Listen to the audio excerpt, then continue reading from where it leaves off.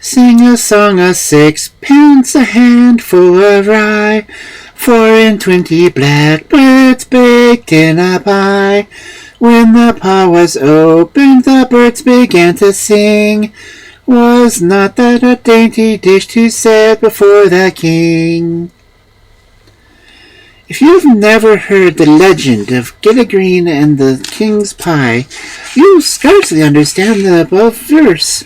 So I tell you the whole story, and then you will be able better to appreciate the rhyme. Gilligren was an orphan and lived with an uncle and aunt who were very unkind to him. They cuffed him and scolded him upon the slightest provocation, and made his life miserable indeed. Gilligren never rebelled against this treatment, but bore their cruelties silently and with patience, although often he longed to leave them and seek a home amongst kinder people. It so happened that when Gilligren was 12 years old, the king died, and his son was to be proclaimed king in his place, and crowned with a great ceremony. People were flocking to London from all parts of the country to witness the festivities, and the boy longed to go with them. One evening he said to his uncle, "If I had a sixpence, I could go make a fortune." "Pooh, nonsense!" exclaimed his uncle. "A sixpence is a small thing. How then could you make a fortune from it?" "That I cannot tell you," replied Gilligren, "but if you will give me a sixpence, I will go to London and not return until I am a rich man." "The boy is a fool," said his uncle, with anger, but the aunt spoke up quickly. "Give him the money and let him go," she said, "and then we shall be rid of him and no longer be obliged to feed and clothe him at our expense." "Well," said her husband, after a moment's thought, "here is the money, and remember, this is all I shall ever give you, and when it is gone you must not come to me for more." "Never fear," said Gilligren joyfully. He put his sixpence in his pocket. "I shall not trouble you again." The next morning he cut a short stick to assist him in walking. After bidding goodbye to his uncle and aunt, he started upon his journey to London. "The money will not last him 2 days," said the man, as he watched Gilligren go down the turnpike road. "When it is gone, he will starve to death." "Or he may fall in with people who will treat him worse than we did," rejoined the woman, "and then he'll wish he had never left us." But Gilligren, nothing dismayed by the thoughts of the future, trudged bravely along the London road. The world was before him, and the bright sunshine glorified the dusty road and lightened the tips of the dark green hedges that bordered its path. At the end of his pilgrimage was the great city, and he never doubted he would find therein proper work and proper pay, and much better treatment than he was accustomed to receive. So on he went, whistling merrily to while away the time, watching the sparrows skim over the skies, and enjoying to the full an unusual sight that met his eyes. At noon he overtook a carter who divided with the boy his luncheon of bread and cheese, and for supper a farmer's wife gave him a bowl of milk. When it grew dark he crawled under a hedge and slept soundly until dawn. The next day he kept steadily upon his way, and toward evening met a farmer with a wagon loaded with sacks of grain. "Where are you going, my lad?" asked the king. "To London," replied Gilligren, "to seek the king crowned." "Have you any money?" inquired the farmer. "Oh, yes," answered Gilligren, "I have a sixpence." "If you give me the sixpence," said the man, "I will give you a sack of rye for it." "What could I do with a sack of rye?" asked Gilligren wonderingly. "Take it to the mill and get it ground into flour. With the flour you can have bread baked, and that you can sell." "That is a good idea," replied Gilligren. "So here is my sixpence. Now give me the sack of rye." The farmer put the sixpence carefully into his pocket, and reached under the seat of the wagon and drew out a sack, which he cast on the ground at the boy's feet. "There is your sack of rye," he said with a laugh. "But the sack is empty," remonstrated Gilligren. "Oh, no, there is some rye in it." "But only a handful," said Gilligren, when he had opened the mouth of the sack and gazed within it.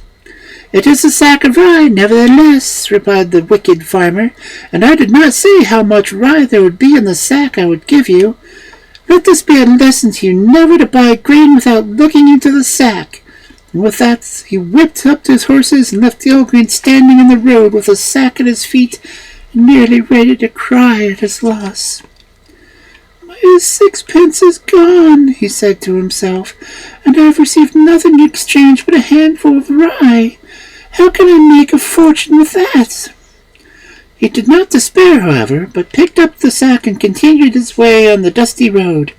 Soon it became too dark to travel farther, and Gilligren stepped inside into the meadow, where, lying down upon the sweet grass, he rolled the sack up into a pillow for his head and prepared to sleep. The rye that was within the sack, however, hurt his head, and he sat up and opened the sack. "Why should I keep a handful of rye?" he thought. "It will be of no value to me at all." So he threw out the rye upon the ground, and rolling up the sack again for a pillow, he was soon asleep. When he awoke, the sun was shining brightly overhead, and the twitter and chirping of many birds fell upon his ears. Gilligren opened his eyes and saw a large flock of blackbirds feeding upon the rye he had scattered upon the ground. So intent were they upon the rye and their feast that they never noticed Gilligren at all. He carefully unfolded the sack, and spreading wide open its mouth, he threw it quickly over the flock of blackbirds. Some escaped and flew away, but a great many were caught. But Gilligren put his eye on the sack and found that he had captured 24. He tied the mouth of the sack with a piece of twine that was in his pocket, and then threw the sack over his shoulder and began again his journey to London. "I've made a good exchange after all," he thought, "for surely 24 blackbirds are worth more than a handful of rye, and perhaps even more than a sixpence, if I can find someone who wishes to buy them." Now he walked rapidly forward, and about noon entered the great city of London. Gilligren wandered about the streets until he came to the king's palace, where there was a great concourse of people and many guards to keep intruders from the gates. Seeing he could not enter in the front, the boy walked around to the rear of the palace and found himself near the royal kitchen, where many cooks and other servants were rushing around to hasten the preparation for the king's dinner. Gilligren sat down upon a stone where he could watch them, and laying the sack at his feet was soon deeply interested in the strange sight. Presently a servant to the king's livery saw him and came to his side. "What are you doing here?" he asked roughly. "I am waiting to see the king," replied Gilligren. The king never comes here," said the servant, "and neither do we allow idlers in the royal kitchen. So depart at once, or I shall be forced to call the guard to arrest you." Gilligren rose obediently and slung his sack over his shoulder. He did so that the birds were within began to flutter. "What have you in your sack?" said the servant. "Blackbirds," said Gilligren. "Blackbirds!" echoed the servant in surprise. "Well, that is fortunate indeed. Come with him at once." He seized the boy by the arm and drew him hastily along until they entered the great kitchen of the palace. "Here, Master Baker," the man called excitedly, "I have found your blackbirds." A big, fat man who was standing at the middle of the kitchen with folded arms and a look of despair upon his round, greasy face at once came forward to them and asked eagerly, "The blackbirds? Are you sure you can get them?" "They are here already. The boy has a bag full of them." "Give them to me," said the cook, who wore a square hat that was shaped like a box upon his head. "What do you want with them?" asked Gilligren. "I want them for a pie for the king's dinner," answered Master Baker. "His Majesty ordered a dish, and I have hunted all over London for the blackbirds, but could not find them. Now that you have brought some, however, you have saved me my position as a cook, and perhaps my head as well." "But it would be cruel to put the beautiful blackbirds in a pie," remonstrated Gilligren, "and I shall not give them to you for such a purpose." "Nonsense," replied the cook. "The king has ordered it, and he is very fond of the dish." "Still, you cannot have them," declared the boy shortly. "The birds are mine, and I will not have them killed." "But what can I do?" asked the cook in perplexity. "The king has ordered a blackbird pie, and your birds are the only blackbirds in London." Gilligren thought deeply for a moment and conceived that what he thought to be a very good idea. If the sixpence was to make his fortune, this was his great opportunity. "You can have the blackbirds on 2 conditions," he said. "What are they?" asked the cook. "One is that you will not kill the birds. The other condition is that you will secure me a position with the king's household." "How can I put live birds in a pie?" inquired the cook. "Very easily. If you make a pie big enough to hold them, you can serve the pie after the king has satisfied his hunger with the other dishes. It will amuse him greatly to find live birds in a pie where they expected cooked ones."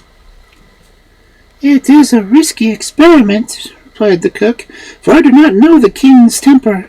But the idea may please his majesty, and since you will not let me kill the birds, it is the best thing I can do. As for your other condition, you seem to be a very bright boy, so I will have the butler take you as his page, and you shall stand back of the king's chair and keep the flies away while he eats." The butler being called and his consent secured, the cook fell to making the crust of his novel pie, while Gilligren was taken to the servants' hall and dressed in a gorgeous suit of the king's livery. When the dinner was served, the king kept looking for the blackbird pie, but he said nothing. At the last, the pie was placed before him, its crust looking light and brown, and sprigs of myrtle being stuck in the 4 corners to make it look more enticing. Although the king had already eaten heartily, he smacked his lips when he saw this tempting dish, and picking up the carving fork, he pushed it into the pie. It at once fell in, and all 24 blackbirds put their heads out and began to look about them. And coming from the blackness of the pie into the brilliant light of the room, they thought they were in the sunshine, and began to sing merrily, while some of the boldest hopped up on the table and began flying around the room.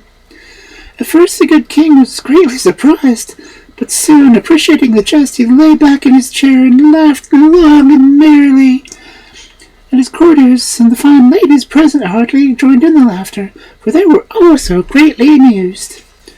Then the king called for the cook, and when Mr. Baker appeared uncertain of his reception, and filled with many misgivings, his majesty cried, "Sir, how came you to think of putting live birds in the pie?"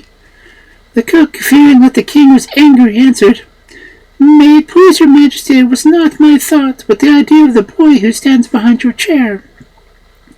The king turned his head, and seeing Gilligren, who looked very well in his new livery, he said, "You are a clever youth, and deserve a better position than that of a butler's lad. Hereafter you shall be one of my own pages, and if you serve me faithfully, I will advance your fortunes with your deserts." And Gilligren did serve the king faithfully, and as he grew older acquired much honor and great wealth. "After all," he used to say, "that sixpence made me a fortune, and it came all about such a small thing as a handful of rye." Sing a song of sixpence, a handful of rye, 24 blackbirds baked in a pie. When the pie was opened, the birds began to sing. Was not that a dainty dish to set before the king?